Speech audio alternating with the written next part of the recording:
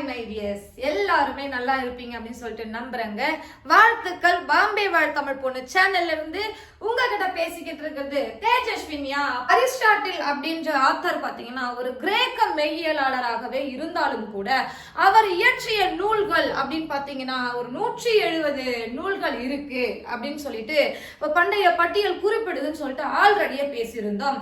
So இதுல வந்து பாத்தீங்கன்னா ஒரு கிரேக்க மெய்யியலாளராகவே இருந்தாலும் கூட பல்துறை புலமையாளர் அப்படின்ற ஒரு காரணத்தின் அடிப்படையில என்ன பண்ணிருக்காங்கன்னா அரிஸ்டாட்டில் அவர்கள் இயற்றிய நூல்களை பல்வேறு மொழிகள் என்ன பண்ணிருக்காங்க, மொழிபெயர்த்திருக்காங்க. சோ பாத்தீங்கன்னா தமிழ், ஆங்கிலம், லத்தீன், அரபு, சிரியாக், இத்தாலியம், பிரான்சியம், எபிரேயம், செருமானியம் அப்படின்ற பல மொழிகள் என்ன பண்ணிருக்காங்க, அரிஸ்டாட்டில் ஆத்தர் எழுதியிருக்க நூல்களை வந்து மொழிபெயர்த்திருக்காங்க. சோ நம்ம அரிஸ்டாட்டில் சொன்ன அந்த ஒரு விஷயத்தை இப்போ ஷேர் பண்ணலாங்களா? இப்போ பார்த்துடலாமா? அரிஸ்டாட்டில் ஆத்தர் சொல்லியிருக்க விஷயத்தை pleasure in the job puts perfection in the work அப்படின்னு சொல்லியிருக்காருங்க. என்ன சொல்லியிருக்காரு? pleasure in the job puts perfection in the work அப்படின்னு சொல்லியிருக்காரு. இதோடைய தமிழ் ஆக்கம் என்னவா இருக்கும் அப்படின்றது நிறைய நண்பர்களுக்கு ஆல்ரெடியே தெரிஞ்சிருக்கும். நான் வந்து அதை அழகா ஒரு குட்டியா ஒரு விஷயத்தோட கம்பேர் பண்ணி சொல்லலாம் அப்படின்னு இருக்கேன். என்ன காரணம்னா நிறைய மக்களுக்கு வந்து எக்ஸாம்பிள் கொடுத்து சில விஷயங்கள் சொல்லும் போது ஈஸியா போயிட்டு மனசுல பதியுது. அதனால மட்டுமே தான் சொல்றேன்.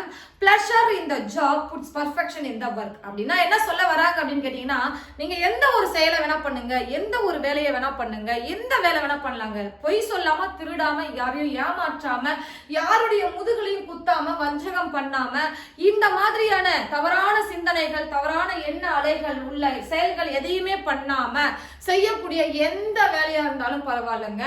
சோ நான் ஈவன் குப்பாள்ற வேலையா இருந்தா கூட பரவாயில்லைங்க. ஏன்னா அதுவுமே ஒரு தொழில். நம்ம எந்த தொழிலை பண்றோமோ அதுதான் நமக்கு தெய்வம்.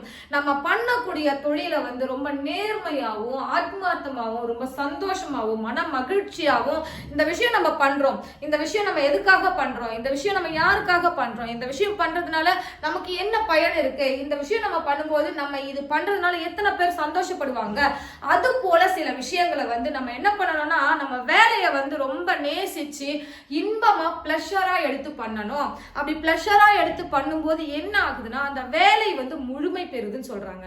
அந்த வேலை வந்து பெர்ஃபெக்ஷனா வந்து அவுட்புட் நமக்கு கிடைக்கும் அப்படின்னு சொல்றாங்க. சோ இதுல இருந்து என்ன தெரிய வருது ஃப்ரெண்ட்ஸ், நீங்க எல்லாருமே செய்யற வேலை எந்த வேலையா இருந்தாலும் அந்த வேலையை வந்து பை ஆத்மார்த்தமா மனசுக்கு பை பாட்டம் ஹார்ட் கிளீனா பண்ணுங்க. கட்டாயமான முறையில் அந்த வேலையோட அவுட்புட் வந்து ஒரு நாள் இல்ல ஒரு நாள் மிகப்பெரிய வளர்ச்சியை வந்து உங்களுக்கு கொடுக்கும். நீங்க மிகப்பெரிய ஒரு உச்சத்துல ஒரு அந்தஸ்தை ரீச் பண்ணுவீங்க. உங்களோட வேலையை, உங்களுடைய செய்யற தொழிலை நீங்க தெய்வமா பார்த்தாலே போதுங்க. என்ன ஆகும்னா அந்த தொழில் வந்து உங்களுக்கே தெரியாம ஒரு நாள்ல ஒரு நாள் உங்களுக்கு பல வெற்றி கனிகளை வந்து குவிச்சு கொடுக்கும். சோ இந்த நேர்காணல்ல உங்ககிட்ட நான் என்ன பண்ணிருக்கேன்னா ஒரு வீடியோ பதிவா பேசியிருக்கேன்.